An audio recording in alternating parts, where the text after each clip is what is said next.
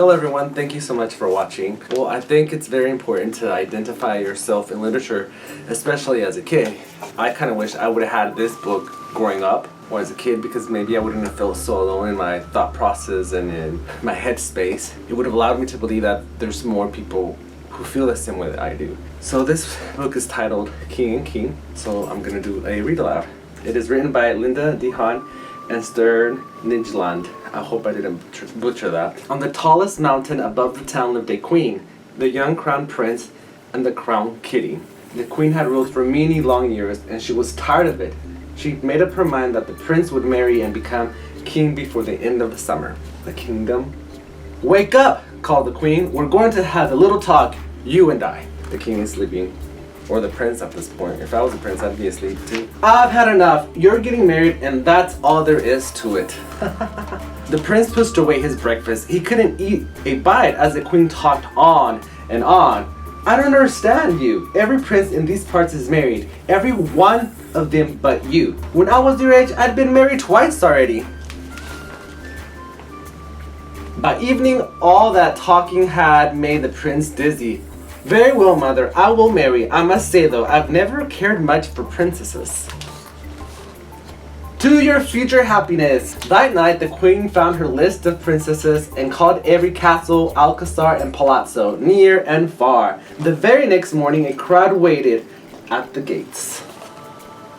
Princess Aria from Austria sang a thunderous opera for the prince. No sooner had she finished than she was shown to the door.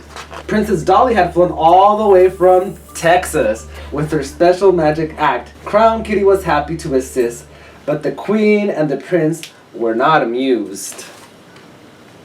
Next came the funny little princess from Greenland. The prince didn't hit it off with her either, so he really didn't mind when this page promptly fell in love with her. Boy, those long arms will certainly come in handy when waving to the people, said the prince. As fast as her elegant legs could carry her, Princess Rahjmashputtin from Mumbai stormed out of the palace. The queen and prince looked at one another sadly. None of this was quite what they had expected. Wait, called the page. There is one more princess. Presenting Princess Madeline and her brother, Prince Lee. At last, the prince felt a stir in his heart. It was love at first sight. What a wonderful prince! What a wonderful prince! The wedding was very special. The queen even shed a tear or two. The princess was there to see the prince, but the prince fell for her brother, which was also a prince. And there's the wedding. They have a giant cake. The two princes are known as king and king. The queen finally has some time to herself, and everyone lives happily ever after. And they kiss at the end. This is a cute book that, addresses, male and male relationships, and is also a way to introduce it, or to introduce the ideas to children in a very cute and colorful way. I think it's very important for kids to identify themselves in literature, and this is definitely something I would have enjoyed growing up. It would have made me feel normal. But anyway, thank you so much for watching. I hope you enjoyed the book, and that's it for today.